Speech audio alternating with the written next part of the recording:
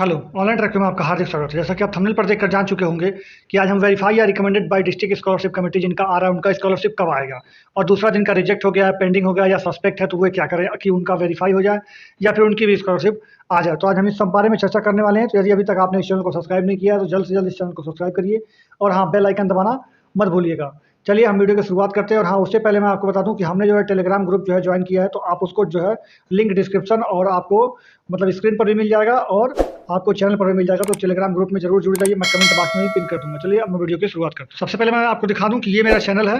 तो इस चैनल पर जो है देख लीजिए, मैं कम्युनिटी पोस्ट में डाला था, कल मैंने कम्युनिटी पोस्ट डाला था कि आप किसकी स्कॉलरशिप की क्या स्थिति है। देखिए बहुत सारे करीब करीब 1800 लोगों का कमेंट आया है, जिसमें से सभी ने ये कहा है कि मेरा वेरीफाई हो गया है, मेरा वेरीफाई हो गया है, बट जो है स्कॉलरशिप अभी आया नहीं है। 73% लोगों का मानना अभी भी यही है कि मेरा वेरीफाई हो गया है लेकिन स्कॉलरशिप आया नहीं। तो मैं इस बारे में चर्चा करने का मेरा मेन उद्देश्य यही था कि इतने लोगों का कमेंट ये है कि अभी मेरी स्कॉलरशिप आई नहीं है लेकिन वेरीफाई हो गया। तो चलिए बताते हैं आपको आगे।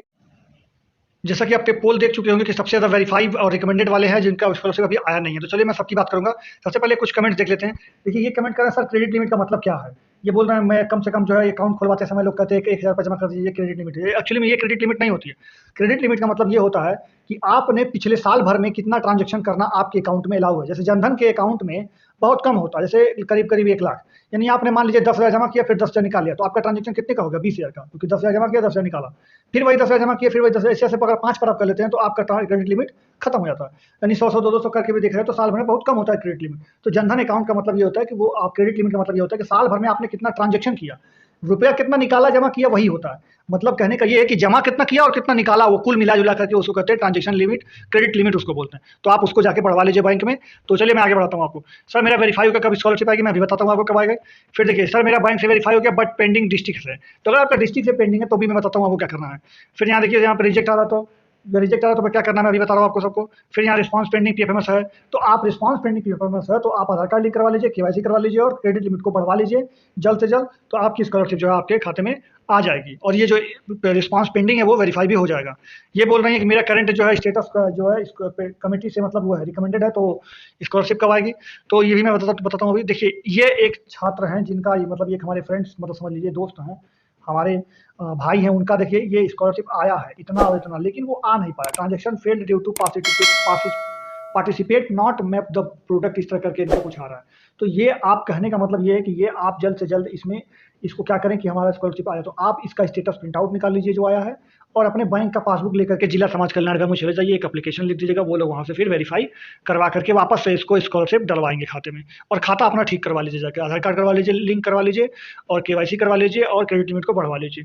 ये देखिए ये जो हम टेलीग्राम ग्रुप बनाए हैं उस ग्रुप पर ये सब आया था। उस ग्रुप पर ये मतलब अपना अपना सब लोग स्टेटस भेज रहे थे। तो ये भी एक लड़के हैं, उनका जो स्टेटस आया हुआ है कि मेरा वेरीफाई है तो कब स्कॉलरशिप आएगा।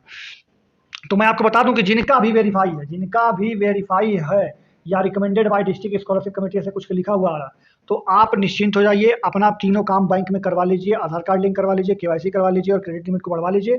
इतना करवाने के बाद आप निश्चिंत हो जाइए, 31 मार्च तक आपकी स्कॉलरशिप आपके खाते में आ जाएगी।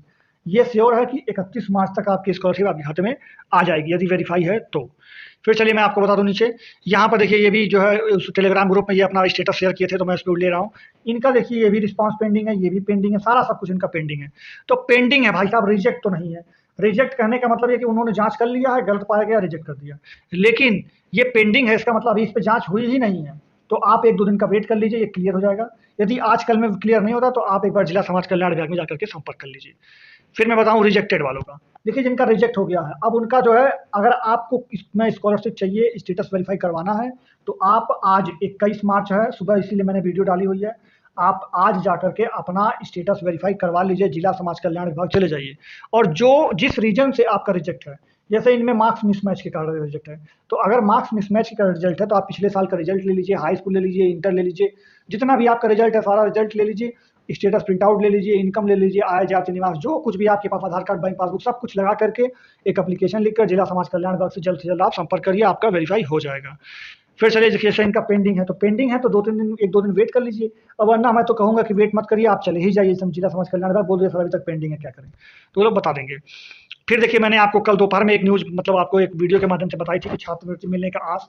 इसमें क्या है कि बहुत सारे विभाग में जो है क्या छात्रवृत्ति जिला समाज कल्याण विभाग जो है बहुत गलतियों के कारण बहुत सारे लोगों का मतलब गलती से यूँ समझ लें कि मनमाने तरीके से जो है उसको रिजेक्ट कर दे रहे हैं, जो कि एक न्यूज़पेपर में छपी हुई है और मैंने आपको पढ़वाया भी था। यदि आपको पढ़ना है तो मैं ज़ूम कर दे रहा हूँ, आप वीडियो को रोक करके इसको पूरा अच्छे से पढ़ लीजिएगा। और मैं आपको दिखा दूँ, ये जिलाधिकारी हैं वाराणसी के, उन्होंने जो है इस पे मतलब आदेश जो है करने के लिए कहा है कि आप जो है इसको देखिए क्या दिक्कत है। तो ये भी देखा जाएगा, अभी हमको लगता है 1-2 दिन का और समय मिलेगा आपको, तो इसलिए आप जा करके जल्द से जल्द अपना करवा लीजिए, यदि आपने नहीं करवाया। और वेरीफाई वाले 31 मार्च तक का उनका स्कॉलरशिप आ जाना है, रिजेक्ट वाले चले जाएँ, पेंडिंग वाले चले जाएँ और जिला समाज कल्याण विभाग में और सारा सब कोई डॉक्यूमेंट दे करके अपना वेरीफाई करवा लें। और साथ ही साथ जिनका बैंक वाला प्रॉब्लम है वो तीनों काम करवा लें। बैंक वाले तो 3 काम करवा ही लें, केवाईसी करवा लें, आधार कार्ड लिंक करवा लें और क्रेडिट लिमिट को बढ़वा लें। ये सब आप काम करवा लीजिए। आशा करते हैं यह जानकारी आपको अच्छी लगी तो वीडियो को लाइक, शेयर, सब्सक्राइब करना ना भूलें। और अगर सब्सक्राइब करना है तो आपको हमारे चैनल का लोगो जो है आपके स्क्रीन पर होगा, दबा करके सब्सक्राइब के लिए बेल आइकन को दबाना नहीं भूलिएगा। चलिए मिलते हैं नेक्स्ट अपडेट में, नेक्स्ट वीडियो के साथ। तब तक के लिए बाय बाय, टाटा, जय हिंद, जय भारत।